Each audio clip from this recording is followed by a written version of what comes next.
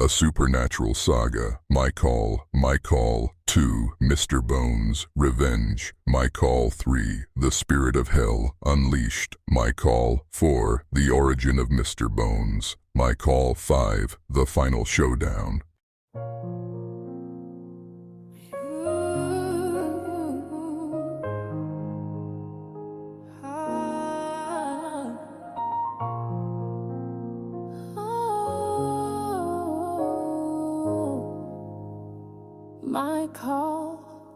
My call, you can run from the Lord, you can hide from the Lord. You were born into sin, told you could not win.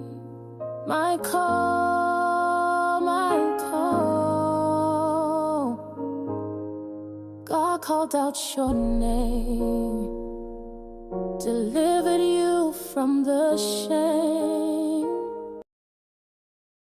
My Call, the audio cinematic series. Prologue, Episode 2. Raw and uncut. When God calls your name, you can run, but you can't hide. Sometimes, the only way through a situation is to stop and think about how it all started. Ron exhaled and continued his deep thinking.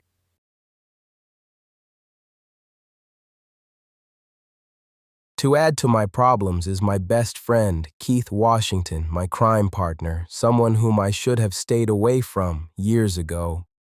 But I shook hands and made a deal to stay loyal and protect Keith, but I did not know the full price. I started out going to church, serving God, and carrying my Bible. Now look at me. I am serving the devil himself. I went from carrying the Bible to carrying 2 guns, a .357 Magnum and a Glock 9. I was going to church regularly. Now I am going to nightclubs. So many fine-looking ladies, but I did not know that women were dressing this way in the club. Very short skirts, dresses you can almost see through, and many of them are not wearing a bra or panties, and Diana says she loves me, but she will not give the brother no kind of heat. But I am supposed to keep resisting all this ass these ladies are throwing my way. Diana better stop playing with me and give that ass up. I had a job in construction and I would have made foreman soon. I left that job to contribute to $100 million a month illegal business. I am helping to destroy neighborhoods and cities across the country, helping to make millions, but I am selling death, drugs. It is a shame before God, but I have contributed to this.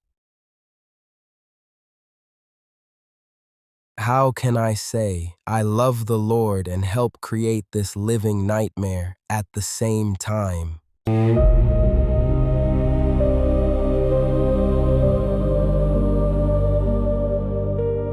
Very slow.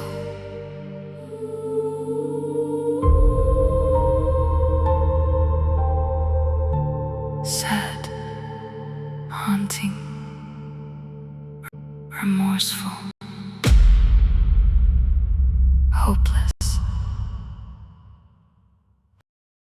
My mom and dad walked in the Word of God faithfully. My mom was told by doctors that she could not have any more children. However, my parents believed in miracles, and God honored their obedience. On the day I was born, my dad did see me, but he died before he could hold me.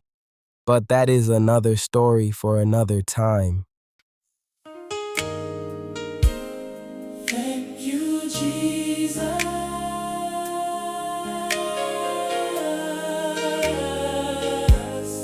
Thank you, Jesus.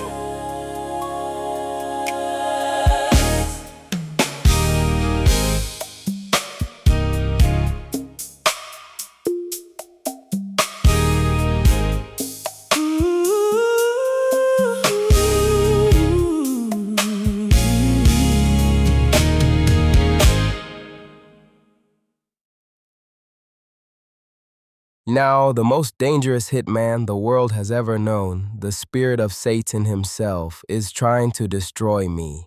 I am coming to get you, boy.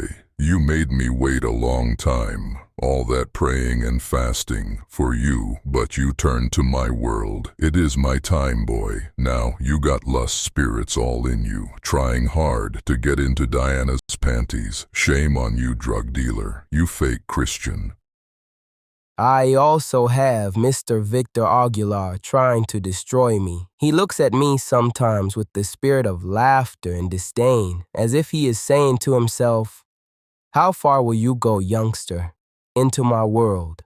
However, I found this out about Victor long after my involvement with him, and this is his story. Victor Aguilar was traumatized early in his life. When he was 27 years old, he was standing in front of his mom and dad's headstones at Blackbird Cemetery, looking down at the spot of the only two people he truly loved in this world. They were tragically taken away from him. Victor was very close to his mom, and he loved her deeply. She was diagnosed with cancer when he was young. His mom and dad did not have a lot of money when he was growing up, and they could not afford the proper medical care that his mom needed. She died from a long battle with cancer.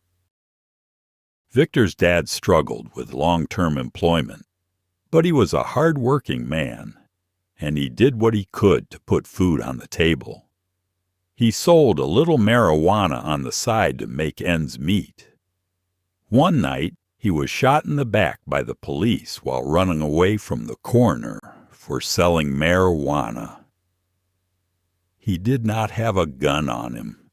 He was running away because he did not want to get caught and go to jail, because his sick wife and his son needed him badly.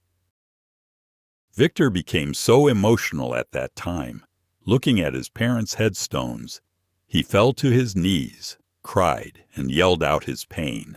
Ah! He spoke the words loudly. "Whatever it takes, I want revenge. I want blood." A well-dressed 6-foot, 225-pound man approached him, carrying a black oak cane with a silver wolf head. The man tapped his cane on the tombstone to get Victor's attention. I can give you what you seek, but would you give up everything you have for everything you have ever wanted? Victor stared at this man as if this were some kind of joke. But it was something about his demeanor that made him ponder the man's words. He felt like he had nothing to lose, so he agreed to this stranger's terms. Victor looked this man in the eyes and said, "Yes." They shook hands. Victor did not know he was shaking hands with a voodoo doctor named Mr. Bones, the devil's servant. On that day, Mr. Bones revealed to Victor a small sample of his powers by making $10,000 appear in his jacket pocket. Victor walked away smiling and laughing, holding money in both hands. From that day forward, his life would never be the same. But he had no clue just how different his life would be. Mr. Bones stared at him as he walked away. Welcome to my world.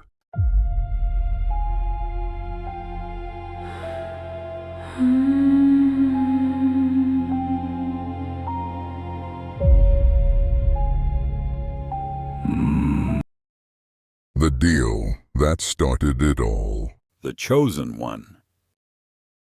My Call. The audio cinematic series. End of prologue.